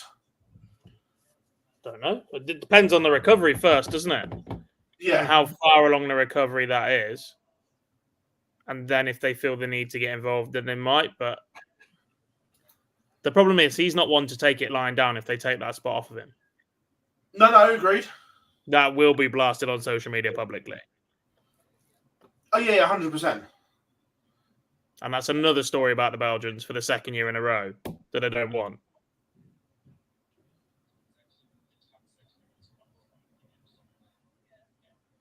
Are Team Belgium a better team? I'm not in terms of ability, but in terms of camaraderie and just being a team, and more of a danger if it's Mike De Decker and Dimitri van den Berg? The cop-out answer is we don't know until we see those two play together, because we haven't. I know they not grew up together, but they're on a dev tour at similar times. I've seen it firsthand. They used to walk in and absolutely smash stuff up between them. Mike's playing some lovely stuff in the last 18 months. Dimmy is a bit up and down. It's quite easy to forget he's the reigning UK Open champion, if we're being completely honest, because he's done absolutely bugger all to back it up, and that run sort of came out of bloody nowhere. And as much as he may be on the decline, that event just does something for Kim Huybrechts. Yeah, it's going to be interesting. And first of all, we wish Kim a speedy recovery from this, because it's not nice, and it looks horrific, to be fair. So again, wishing Kim a speedy recovery on that. Let's talk about the Super Series. A couple of announcements. First of all, the Women's Week has been announced. A very strong... By the Super Series, as opposed to by you 8 weeks ago when you shouldn't have. a very strong lineup and looking forward to it. Yeah. It's one that we've known has been in the pipeline for a while. Most of you will know if you listen properly. And it's one that's been called for a long, long time. And it's a platform that the players involved fully deserve. And the fact that there are 3, 4, 5 players in the top 10 of the women's PDC women's rankings that aren't involved this time around just goes to show how strong the depth is right now. Yeah, I think that's so. Like me and Phil were talking about this yesterday. In that you because of the way the Super Series has to operate, and also because you are working with availability of players who, like we said, darts isn't all of these players' only job, and some of them legitimately have other jobs and mortgages and rent and bills to pay and everything else. And they some of them don't all have the luxury of saying, well, I'll go and play in that tournament and travel down to wherever and it just is the way it is. I think it's an incredibly strong, a really strong lineup. And yes, there are 2 or 3 names missing from the ideal perfect tournament. But in terms of like the amount even then, if you tried to narrow me down to 12 players, I don't think I'd have been able to do it. No, it would have been hard, but there are a couple of names. There are 5 or 6 that you go, right, I want those. Yeah. Oh, yeah. But the other 6 are quite open to interpretation. Yes. Yeah. I agree. And that's it.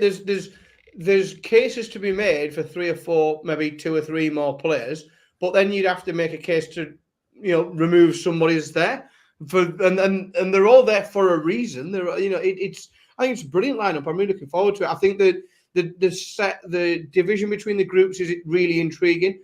I think and again, I think some of that's probably just down to, I assume, availability and who can do what when. But I think it's worked out well. So I think the groups are all interesting in their own right.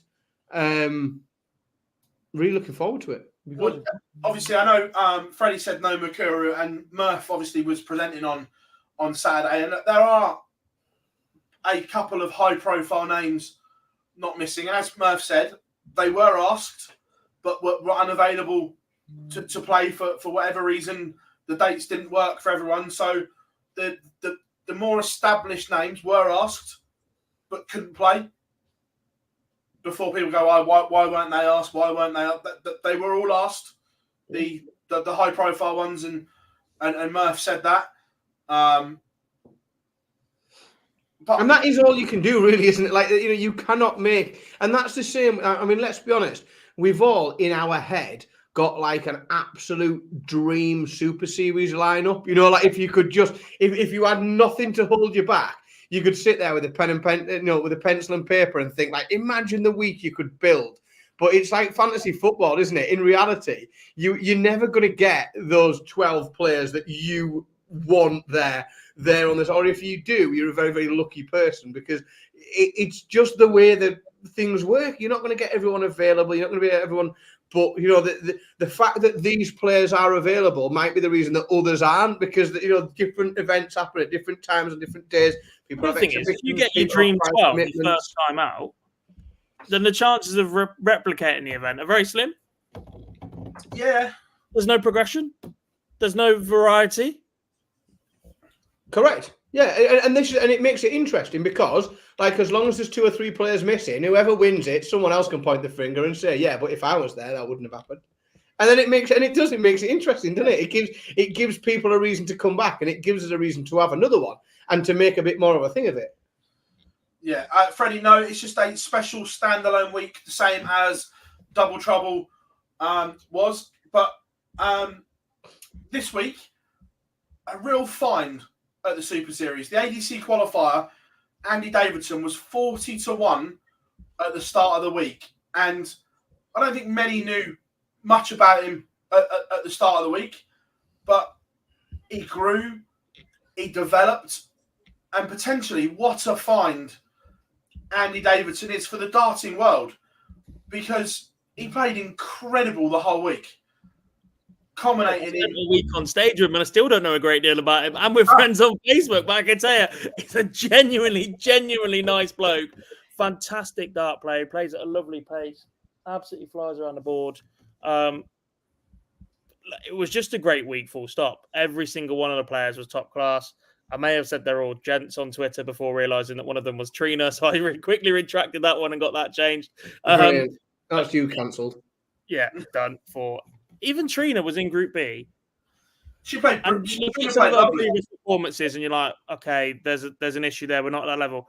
An incredibly tough Group B that included Andy Davidson, who went on to win it, Aidan Kirk, who was in the final, Scott Taylor, the defending champion, and Ashley Coleman, who was very, very unlucky to not win Group A, arguably. Tommy Morris pulling that out of the bag on the final day. Like, she's not won a game, but like, she deserves so much more from that week. Oh, she played better than the defeats. If you just looked at the results on paper, you've looked at it and went, "Oh, Trina got battered," but 100%. completely far from it. She played lovely. A couple of really nice finishes in there as well. And one thing we spoke about actions not changing when we were talking about Michael and coaching. One thing that hasn't changed over 2-3 decades is the Trina Gulliver throw. It is still identical to what it was when she was winning Lakeside titles. She remains a very good watch. Doesn't like she's a very nice. I've always thought she's a very nice watch as a player. Just because of her action, because of the way she plays, I think, and you're right. She remains as such. I mean, we've enjoyed her, or I've had the pleasure of enjoying her on the seniors at various different events as well. Long may she continue, because she's still got a big contribution to make to the darts world. Yeah, 100%. But tees up nicely. 1 week left to qualify for Champions Week, and already the 11 that are at the Moda Super Series Champions Week looks like it's going to be an unbelievable week of darts. It's been building really, really nicely. Whoever wins this one as well. The pace of the week looks set to be brilliant, but actually, I'm looking at the average age of the week. This is by far going to be the youngest average age of a Champions Week we've ever seen. Yeah. 100%. The flair, the pace, like these guys are now had their opportunities and they're going again. Somebody should collate and publish those statistics, I think. Be interesting. I'll get Henry on it. But yeah, absolutely. Look, it's the Super Series keeps going strength to strength, and it's been really good. A really good week of darts. Adam, I'm never going to say no to an opportunity. Yes, I am, Peter. I did last week. I'm not reffing this week. I'm working on Friday. I'm learning a new skill on Wednesday. I'll be in the building on Friday. And then, I could probably say this, I'll be reffing the final in Champions Week. Hey, look at that. Yeah, originally I was meant to be on socials next week, but it turns out I'm reffing Wednesday onwards. So moving house Monday, Tuesday, reffing Wednesday to Saturday of Champions Week. What could possibly go wrong? Sure. I missed double 12 again. I'm directing Monday, Tuesday, Saturday, I think. Yeah. Which it will be a good night as always. What else have we missed in a week of darts then, boys? I'm liking the pace to the show tonight. It's good. What have we need not... a follow-up? What's that? Do we need a follow-up? I don't know, do we? Yes, the famous Mr. Phil Bars.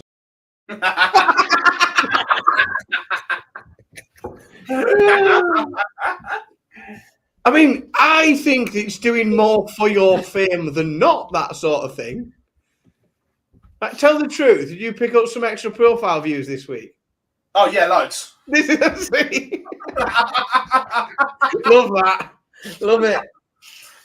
To be fair, what you do is 100%, and it shows that you aren't like the unscrupulous person that you could be, because there are people in your situation that would have put something mildly controversial behind a paywall this week, just so that. On Saturday, I almost tweeted the famous Eddie Hearn gif. I feel terrible living in your red rent-free. The fact you haven't changed your name on Twitter to the famous Mr. Phil Bars is an absolute own goal here, by the way. I mean, without weighing in on the matter itself, We did that last week. The only comment I will make is earlier on, I made a comment about some of our newspapers being written in full English language for adults and other newspapers being comics. GB News is, I mean, it's not even a fucking cartoon. It's as if, genuinely, the few times that I've seen things from GB News, I have been waiting for Harry Enfield or Paul Whitehouse to be in the next scene because I'm fucking convinced that it's like a send-up. It's like something from the Fast Show or Harry Enfield. It's sort of like a mockery of like something from Brass Eye. Like everything you watch on GB News is like a Chris Morris sketch. It's bonkers. And that. Well, I didn't watch this live. I was made to watch this when I made a visit to the house by one of the players and one of the commentators, and I was gobsmacked. Like the state of the interview. Calling it the Women's Darts Federation before 5 minutes later reading out a statement from the WDF that they'd already published. It's got some. What are you doing? Oh. I just feel like it. If fucking last week, and I desperately don't want to repeat myself, but I laboured last week on if you've got a point that you want to make, that you are passionate about, and you want other people to understand it, there are things that you can do that will immediately discredit your argument and prevent you from being able to make that point. For me, I think everyone should be entitled to air their views. As long as you don't fucking victimize anybody or upset, you should be able, and people take offense, people aren't given offense, you should be able to air your views. But if you want people to take your views seriously, there are don't go on fucking GB News. That's Jesus Christ. It's just it's concerning how many dart players use that platform as well, because there are at least 3 other former high-profile members of the darting world that have made feature appearances on that channel. Yeah. I mean, if you I can say bedtime story on CBeebies, I'm more likely to believe it. It's been relentlessly sanctioned by Ofcom for breaching due impartiality codes, relentlessly, because it's bonkers. It's been essentially investigated for violations since its inception. It's very difficult to present a credible argument on GB News. It's like going to the park and thinking, I'm going to convince everybody that my view is the correct view, and then dropping your trousers before you start to speak. People aren't going to take you seriously. They're going to think there's a fucking maniac there. I don't see what other credibility. I'm totally fine if anybody wants to come out and tell me all of the credibility that GB News has, because again, you will make yourself look foolish. You will look silly if you try and convince people that GB News isn't fucking mental. Evening, Josh. Hope you are good. Good to have you in. It was funny. Yes, the famous Mr. Phil Bars. You know what? It's going to be my fucking text. I'm going to set my phone that every time you send me a message, that's what it's going to. Every single WhatsApp message you send me, that's what's going to play in my house. I'm going to hook you up to all the smart speakers and everything. I'm just going to constantly text you then. Oh, God. Should we open up question time as well? Well, I mean, why not? Yeah.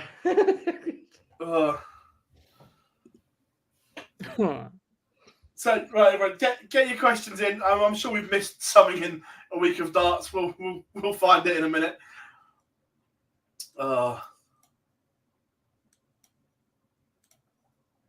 But just say what you mean. Oh, you know what? There are a few like that I often try and reserve like some level of like balance because I think that like there is not you have to have some balance. Like there's extremism on all sides, and you have to keep a little bit sensible. I'm more than happy to relentlessly weigh in on GB News because it's fucking comedic. Yeah. Bill, I've got a call this week, so we'll have some news dropping later on in the week about that. But just to point out, by the way, it is important that you understand as well, their two highest profile presenters are Nigel Farage and Jacob Rees-Mogg. Like if that's the company that you want to look towards, then good fucking luck. So yeah, we'll have that. Gezi going to Australia and New Zealand was a shot. Sam, yeah, look, I'm guessing they paid him some more money. Maybe he picked a holiday on the Gold Coast.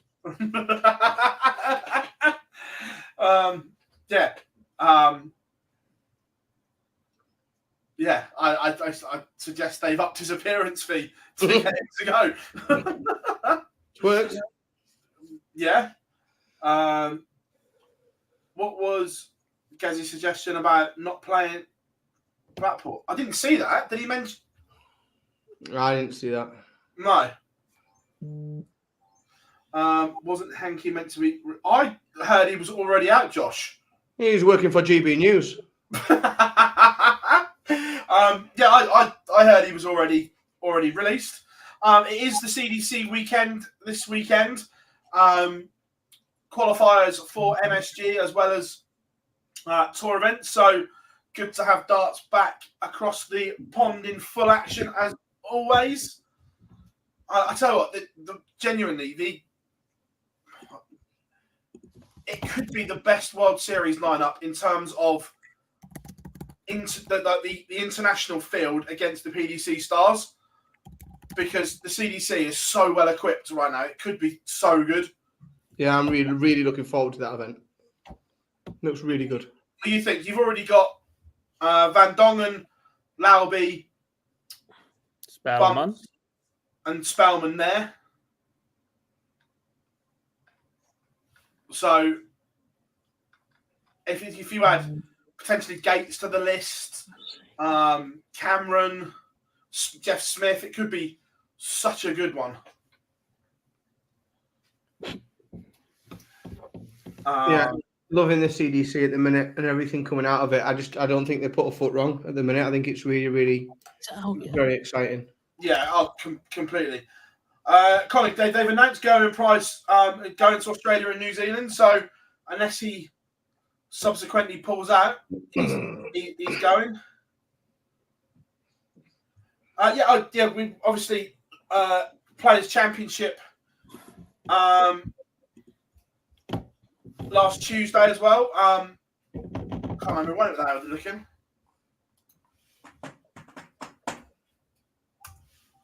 Who won it was Tuesday? a very, very unsuspecting lineup. De Graaf? No. Who beat De Graaf? No, Dolan beat De Graaf in the final. Dolan, that's it. I knew it was there. Remember writing the report now. Oh my, Villa have equalised. Oh, have you seen Howe as well? No, I'm just. Oh, fuck me. I shall look forward to those highlights. Oh, I'll tell you what, he might be offside. Oh, I mean, we scored 6 from an offside position tonight, so fucking. He might be offside, but it's a spawny one. Any truth in that? Yeah, Anthony. Yeah, obviously I know. Ailing's put it in as well. A lot of around Strictly. Dates wouldn't work. Yeah, because of it wouldn't. But how funny would it be The problem is with Strictly, you can't have an active player. No. No, but if not the nuke, who would you pick? Well, you have to have an inactive player. Yeah, like a senior. Who isn't a commentator, isn't actively working. A Martin Adams? I'm not. His knees and ankles couldn't do it. I'd go with an Adrian Lewis. That's the best thing. Adrian Lewis. I'd like it. Kevin Painter? Predicting a riot? It would be fun. Wayne Mardle. Get Wayne doing it. Mardle on Strictly would be class. But he's committed, isn't he? He can't. He's committed to Sky. Surely he couldn't get out of his contract for that amount of dates. Christmas special as well. Yeah. It would be amazing though, wouldn't it? Did see that the Super Darts in Japan. I don't really follow soft tip, but the Super Darts tournament has always been a well-renowned tournament. It looks incredible. Obviously, Phil was over there. Tokyo, absolutely 100% does not remind him of Stoke-on-Trent. Oh, God. Brilliant, that video. Brilliant. There's a difference between a bullet train and a bullet in the back garden.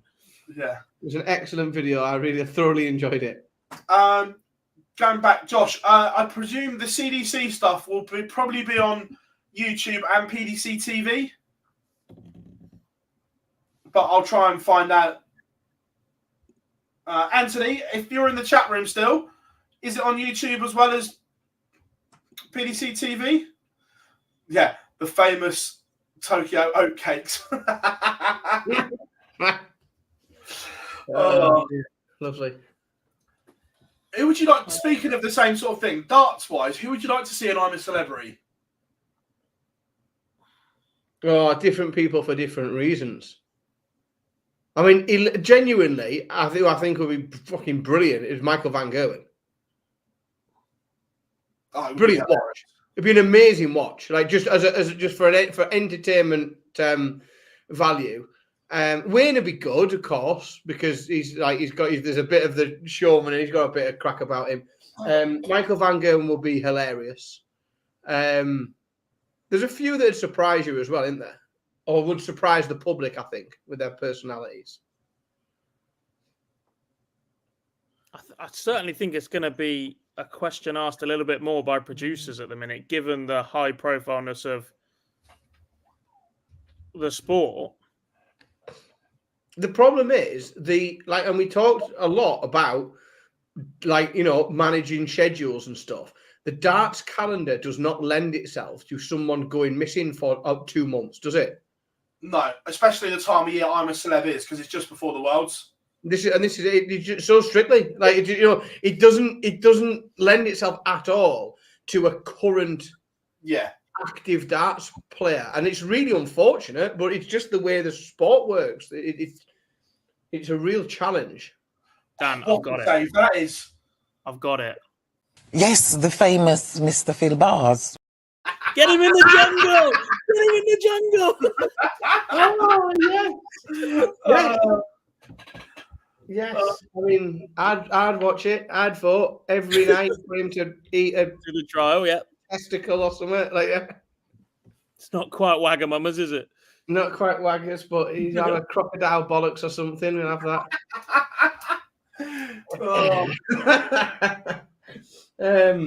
All right, it would be funny. Bob says, can Martin Drat lose his tour card automatically? He's bottom of the race, having won. As long as he's played an event, which he has, then no, he can't. Yeah, he'll get another year out of it. He could hand it back, but they couldn't because he's played an event. Then, there's a VAR check going on for a Villa penalty. Dart show, thank you very much. When you went 3-1 up, you were all right. I didn't say a word, thank you. How late is it in that game? Where are we up to? 94 minutes. 9 minutes added time. Jeez. Allison's already made one worldie at 3-all. 46 offside positions tonight. We are good. Swedish World Cup team, De Graaf and Lacazette, yeah, good pair.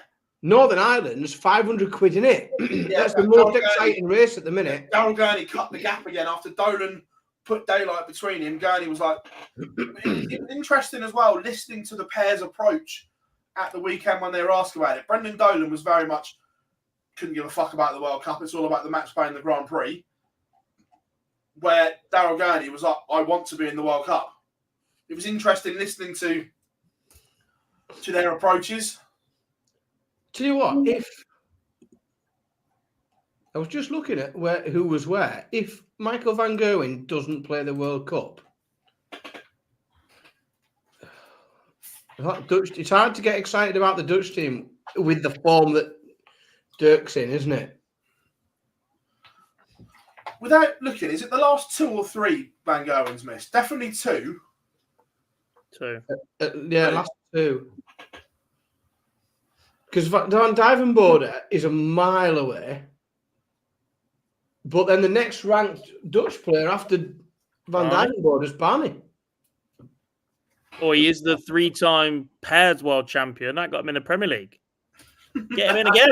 And Peter, right? Why not? We'll give them both another swan song. We need the Premier League and the Championship, don't we? That's what we need.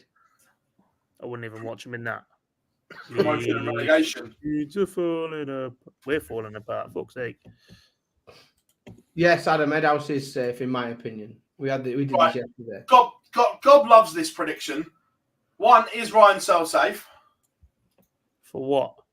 The match play. Oh, probably. Yes.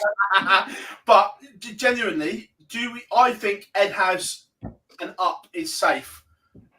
God, what are you saying? I think there's 14, 15 and 16 are the only ones.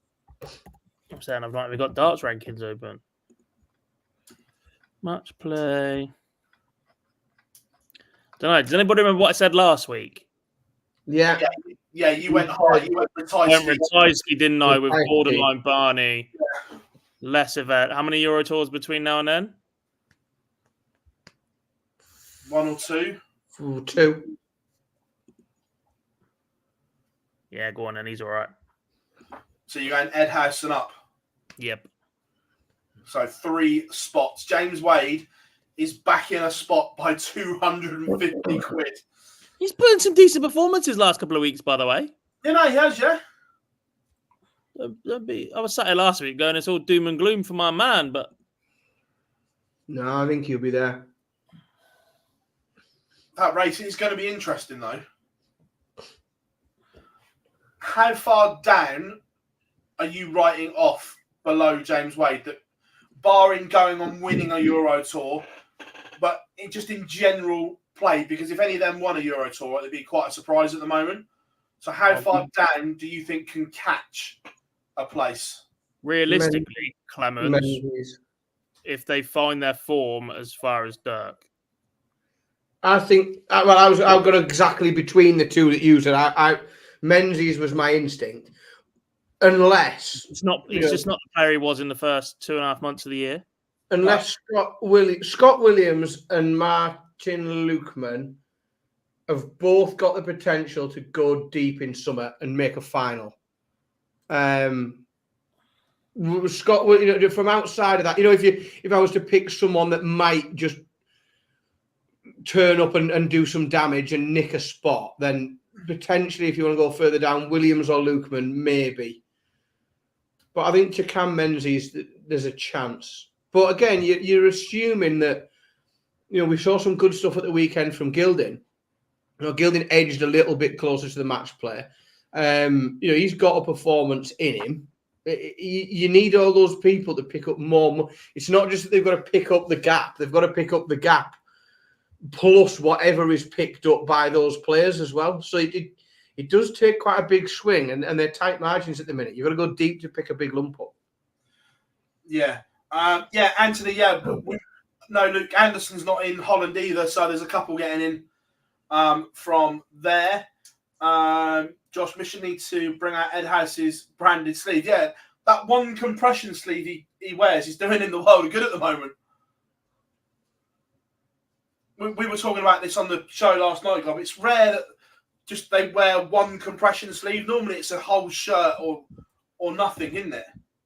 Yeah. I mean, it's almost fair enough. It makes sense. The Yeah, one yeah. thing I want to know is what equipment did he use at the Worlds? What Ed has. Yeah. Barrel Don't was know. the same. What's that?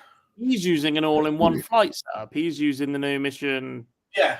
360 or whatever. I don't even know what they're called these days. They've all got different names. But he's another player who has swapped to a all-in-one. Like me. The form was shot up. Yeah, no, he's playing beautifully at the moment. And again, you look at those players in the non-seeded bit of Blackpool: Anderson, Littler, Ed House, Van Veen. Oh, it's monstrous, isn't it? There's going to be some absolute brutal ties round one at We'll Blackpool. say that. We won't be excited by any of them. They'll pick a like Dirk, who's out of form, and you're like, oh, okay. At the moment, Dirk's not out of the match play. Dirk's not going, mate. Yeah, same thing. But yeah, look, there could be some potential unbelievable ties. But everyone, thank you very much as always. I really enjoyed tonight's show. Flowed really, really well. Great to have you all in the chat room as well coming along. This will be available as an audio only in the morning as always once I've edited it. If you haven't yet, make sure you drop us a follow all social media platforms: Facebook, Twitter, Instagram, Threads, TikTok, Reddit, and of course here on YouTube. Make sure you drop us a like and subscribe. Massively appreciate all of your support. It will be a busy time coming up on the channel. We've got 3 exhibitions later in the week, so plenty of content coming your way. Yep, see you Friday. Adam, all good. I am doing a sit down with Mace on Friday as well, so stay tuned for the extended Mace Let Loose as always. But you guys in the chat room have been absolutely incredible. Good night to you all. You're all saying good night. Thank you very much. Now it's Arno, Adam, Warren, Paul. Now Stuart, as always, has been an unbelievable show. We are signing out. I've been Phil Bars, Jack Garwood, and Dan Simpson, and we'll see you all very, very soon. Yes, the famous Mr. Phil Bars.